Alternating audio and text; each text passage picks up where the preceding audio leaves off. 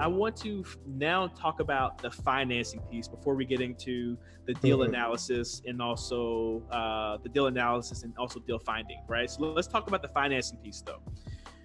What has always been like a myth, I don't even know what to call it, there's something that's kind of been out there, I don't even know, mystifying, I guess, is like, how do you go about financing these deals, right? So like, if you're going to buy a house, you have FHA loan programs, you have all these government loan programs, and just other things too that are out there to help people who want to buy their own home, and then also investors in terms of buying up additional real estate. um, that market is not as transparent when it comes to buying small internet businesses, I don't think. Maybe Yeah. you could shed a different light onto it for me. But when you want to finance these internet business deals, or just these deals in general, because I know you haven't even moved to internet only at this point in your career, but if you think about these deals in general, how does one go about financing if they want to buy a business instead of building one from scratch? Yeah, the interesting thing is, I think as entrepreneurs, we're so used to capital being a very tough thing to get access to. And it's because we do something that is outrageously risky. If you think about opening up a company, got to figure out what's the location going to be. Once I get a location, I've got to spend money on build out. Once I get that, I start hiring employees. Now I'm paying the lease, I'm paying employees.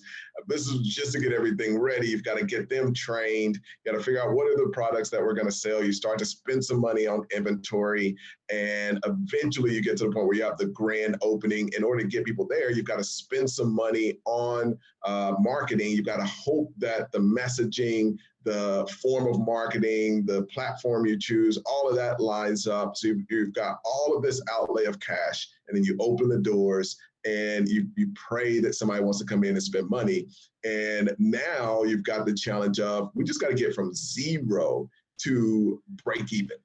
And you work on just getting enough customers there just to break even. And then eventually you start making money. At each one of those stages, if there's a mistake with the location or the employee or any of these things, that can mean the demise of not just the business, but all of the capital that was put into that business and all of the time that was put into that business. So anytime you walk into anywhere, whether it's a meeting with an investor, whether it's friends and family you want to raise capital from, or whether it's a bank, they're like, man, you got to be crazy. And I think it's interesting that as entrepreneurs, a lot of times people are able to put aside the reality that the odds are against you. But investors will not put that aside.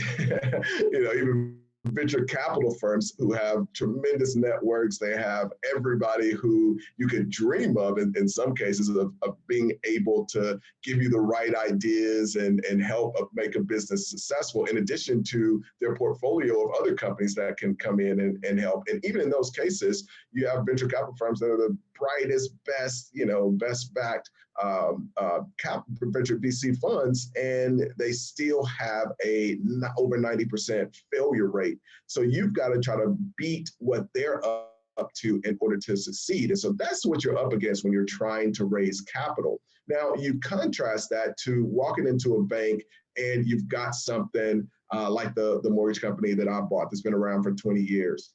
You've got something like I bought a series of spas and tanning salons, and the first one had been around for 28 years, been profitable for 18.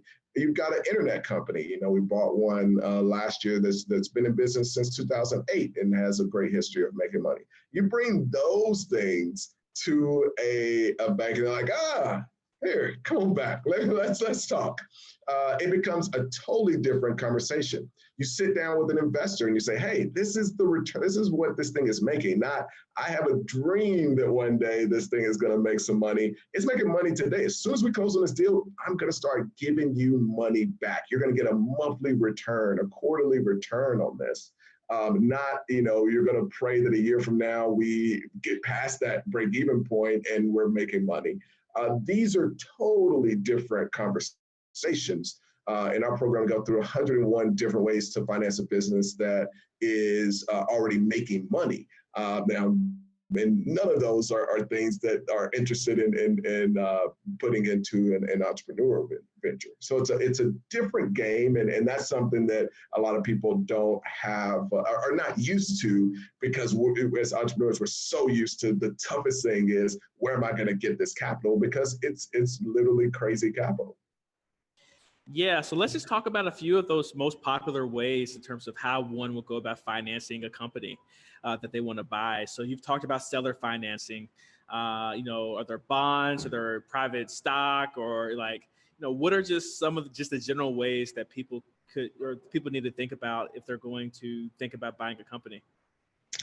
So kind of going through some of the most popular ones. Most popular is obviously SBA. SBA is a great option. It's a lot easier to get those done when the company is making money, because it's a program that's it's targeted towards businesses. And, again, if a bank wants to make those business loans and you've got two people walking in, you've got one person walking in with something that they feel like is the greatest idea ever, and they're hoping to turn into some money, and you've got somebody walking in, it's a boring idea. It's already been done. Lots of people are doing it, but it's been making money for 10 years.